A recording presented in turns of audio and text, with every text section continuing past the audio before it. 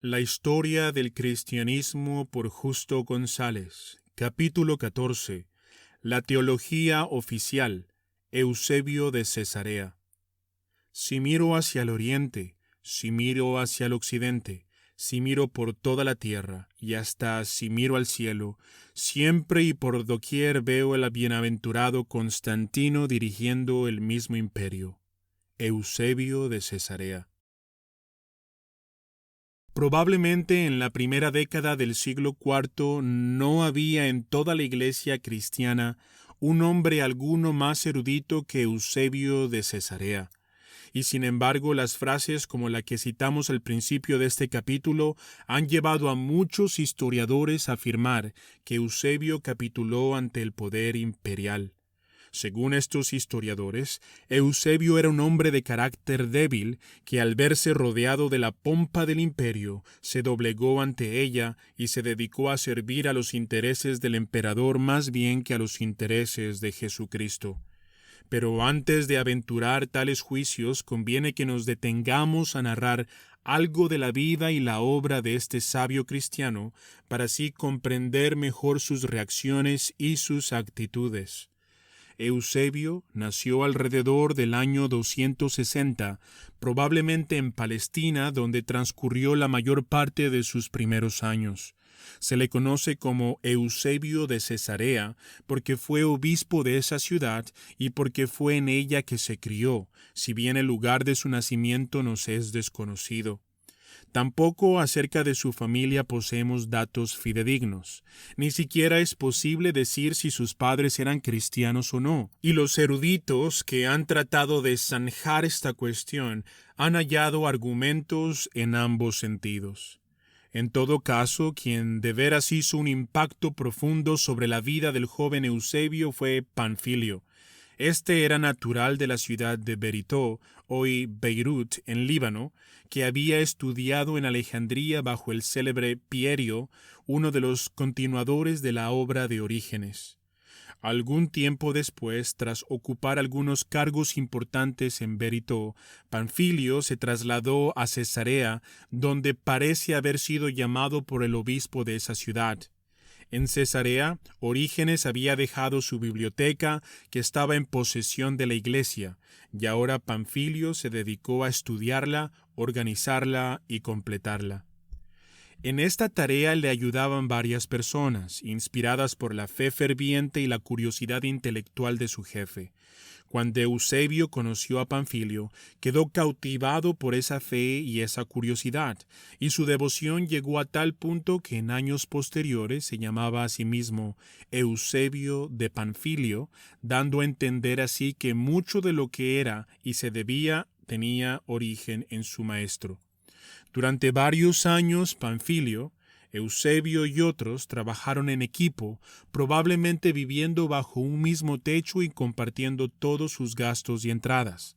A la postre, el gusto de Panfilio por los libros fue superado por el de su discípulo, que al parecer hizo varios viajes en busca de documentos acerca de los orígenes cristianos. Durante este periodo, Eusebio y Panfilio escribieron varias obras, pero de ellas la única de importancia que se ha conservado es la Crónica de Eusebio, y aun esta en versiones posteriores al parecer muy tergiversadas. Pero aquella calma no podía durar. Era todavía la época de las persecuciones, y la amenaza que siempre nublaba el horizonte de los cristianos, esta tomó forma en el huracán de la gran persecución. En junio del año 303, la persecución llegó a Cesarea, y el primer mártir ofrendó su vida. A partir de esa fecha, la tormenta fue arreciando hasta que en el año 305 Maximino Daza llegó a la dignidad imperial. Como hemos dicho, Maximino Daza fue uno de los más tenaces enemigos del cristianismo.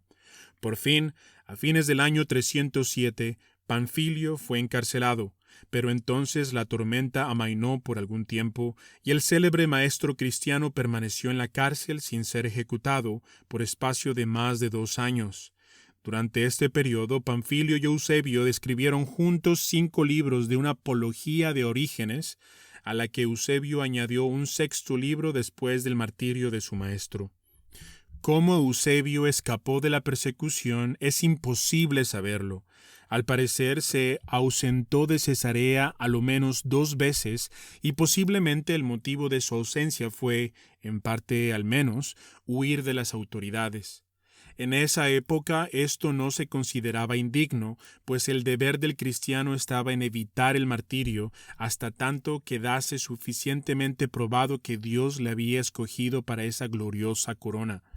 En todo caso, Eusebio no sufrió personalmente durante la persecución, aunque sí sufrió la muerte de su admirado maestro y de muchos de sus compañeros más allegados. En medio de la persecución, Eusebio continuó su labor literaria. Fue precisamente durante ese periodo que revisó y amplió su obra más importante, la Historia Eclesiástica. Si Eusebio no hubiera hecho otra cosa en toda su vida que escribir la Historia Eclesiástica, solo eso bastaría para contarle entre los gigantes de la Iglesia en el siglo IV. En efecto, sin su obra, buena parte de la historia que hemos relatado en nuestra primera sección se habría perdido, pues fue él quien compiló, organizó y publicó casi todo lo que sabemos acerca de muchos de los cristianos que vivieron en los primeros siglos de la vida de la Iglesia. Además, lo único que se conserva de la obra de muchos de aquellos antiguos autores cristianos son las citas extensas que Eusebio incluye en su historia. Sin él, en fin, muchos de nuestros conocimientos de los primeros siglos de la Iglesia quedarían reducidos a la mitad. Por fin, en el año 311, la situación empezó a cambiar con respecto a la persecución. Primero vino el edicto de Galerio. Después Constantino venció a Magencio y Licinio y Constantino, reunidos en Milán, decretaron la tolerancia religiosa. Para Eusebio y sus compañeros, lo que estaba teniendo lugar era obra de Dios, semejante a los milagros que narra el libro de Éxodo. A partir de entonces, Eusebio y probablemente muchísimos otros cristianos que no dejaron, como él, testimonio escrito de sus opiniones, empezó a ver en Constantino y en Licinio los instrumentos escogidos por Dios para llevar a cabo sus designios. Poco después, cuando Constantino y Licinio fueron a la guerra, Eusebio estaba convencido de que la principal razón del conflicto era que Licinio había perdido el juicio y comenzado a perseguir a los cristianos. Por tanto, Eusebio siempre vio en Constantino al instrumento escogido de Dios. Pero por lo pronto, alrededor del año 315, cuando Constantino y Licinio comenzaban a dar señales de que no estaban dispuestos a compartir el poder por mucho tiempo, Eusebio fue elegido obispo de Cesarea. Esta era una gran responsabilidad, pues la persecución había dispersado su grey y era necesario enfrentarse a una enorme tarea de reconstrucción. Además, la sede de Cesarea tenía jurisdicción sobre el resto de Palestina, y por tanto Eusebio tenía que ocuparse de asuntos que iban mucho más allá de los límites de su ciudad. En consecuencia, durante los próximos años su producción literaria amainó. Unos pocos años llevaba Eusebio en su cargo de obispo cuando una nueva tempestad vino a turbar la calma de la Iglesia. Se trataba ahora no de una persecución por parte del gobierno, sino de un agudo conflicto teológico que dio en el cisma, la controversia ariana. Puesto que más adelante le dedicaremos un capítulo a los primeros episodios de esta controversia, no hemos de discutirla aquí. Baste decir que la actuación de Eusebio en esa controversia dejó mucho que desear. Pero esto no se debió a que Eusebio fuese hipócrita ni oportunista, como han pretendido algunos historiadores, sino más bien a que sus intereses eran otros. Eusebio no parece haber comprendido a cabalidad todo el alcance de la controversia, y su preocupación fundamental era la paz de la Iglesia más bien que la exactitud teológica. Por ello, aunque al principio mostró simpatías hacia la causa ariana, en el Concilio de Nicea, cuando se percató de los peligros doctrinales que entrañaba esa causa, estuvo dispuesto a condenarla. Pero esto corresponde a otro capítulo. Eusebio había conocido ya a Constantino antes de que éste fuera emperador, cuando Constantino visitó a Palestina en el séquito de Diocleciano. En Nicea, en ocasión del concilio, pudo verle actuando a favor de la unidad y del bienestar de la Iglesia como el obispo de obispos. Después, en otras oportunidades, Eusebio sostuvo entrevistas y correspondencia con el emperador. Probablemente el encuentro más notable tuvo lugar cuando Constantino y su corte se trasladaron a Jerusalén para dedicar la recién construida iglesia del Santo Sepulcro como parte de la celebración del 30º aniversario del advenimiento de Constantino al poder. Todavía bullía la controversia ariana y los obispos reunidos, primero en Tiro y después en Jerusalén, estaban profundamente interesados en ella, como lo estaba también el emperador. En todo esto, Eusebio jugó un papel importante, y, con motivo de la visita del emperador y de la dedicación del nuevo templo, pronunció un discurso en elogio de Constantino. Ese discurso, que se ha conservado hasta nuestros días, es una de las principales razones que le han ganado la fama de adulador. Pero lo cierto es que el discurso en cuestión ha de ser juzgado a la luz de lo que se acostumbraba en tales circunstancias en la época. Visto de este modo, el discurso resulta relativamente moderado. En todo caso, el hecho es que Eusebio no fue amigo íntimo ni cortesano de Constantino. La mayor parte de su vida transcurrió en Cesarea y sus alrededores, ocupado como estaba en asuntos eclesiásticos, mientras Constantino, cuando no estaba en Constantinopla, se hallaba envuelto en alguna campaña o empresa que le hacía mudar su corte por todo el imperio. Luego los contactos entre el emperador y el obispo fueron breves e intermitentes. Pero puesto que Eusebio era respetado por muchos de sus colegas, y puesto que Cesarea era una ciudad importante, Constantino se ocupó en cultivar el apoyo del prestigio del obispo en aquella ciudad. Igualmente Eusebio, tras las experiencias de los años de persecución, no podía menos que gozarse en la nueva situación y agradecer al emperador el cambio que había tenido lugar.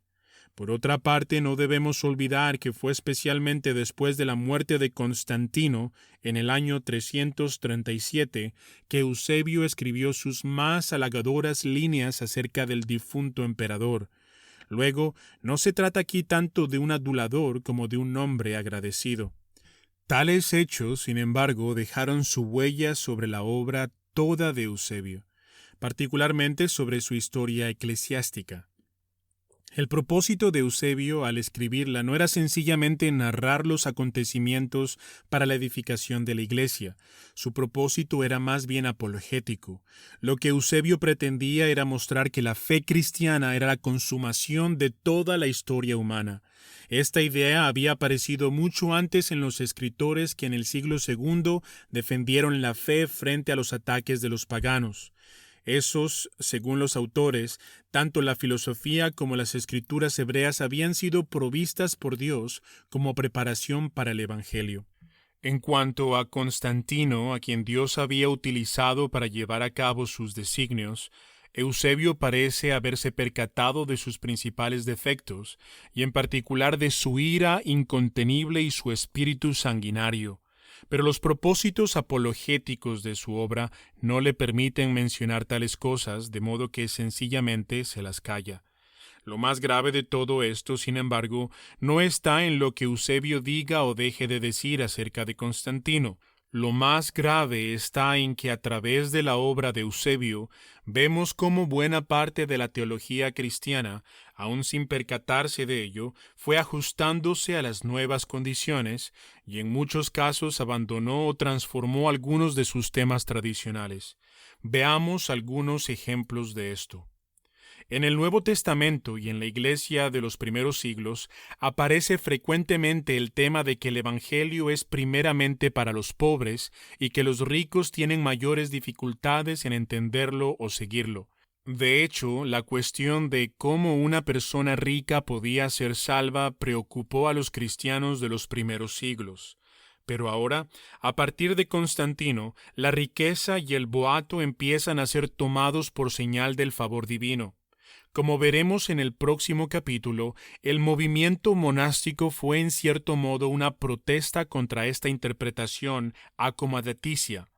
Pero Eusebio y las muchas otras personas a quienes él representa no parece haberse percatado del cambio radical que estaba teniendo lugar cuando la iglesia perseguida pasó a ser la iglesia de los poderosos, ni de los peligros que esto entrañaba. Igualmente, Eusebio describe con gran gozo y orgullo los lujos de los templos que se estaban construyendo. Pero el resultado neto de estas construcciones y de la liturgia que estaba evolucionando en ellas fue la creación de una aristocracia clerical semejante y paralela a la aristocracia imperial y frecuentemente tan apartada del común de los creyentes como lo estaban los magnates del imperio del común de las gentes.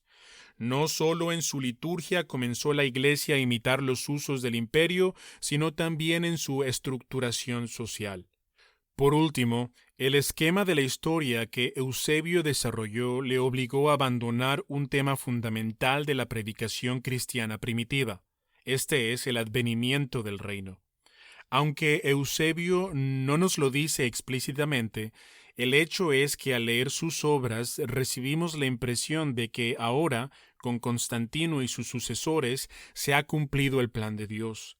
Aparte de esto, lo único que nos queda esperar es el momento en que seremos transferidos en espíritu al reino celestial. A partir de la época de Constantino, y debido en parte a la obra de Eusebio y de otros como él, se tendió a regalar y olvidar la esperanza de la iglesia primitiva de que su Señor Jesucristo habría de retornar en las nubes para establecer un reino de paz y justicia. En épocas posteriores, la mayoría de los grupos que regresaron a aquella esperanza fueron tenidos por herejes y revolucionarios y condenados por tales. El hecho de que Eusebio nos haya prestado ocasión para exponer estos cambios en la vida y en la doctrina cristiana no ha de entenderse en el sentido de que él fuera el único responsable de tales cambios.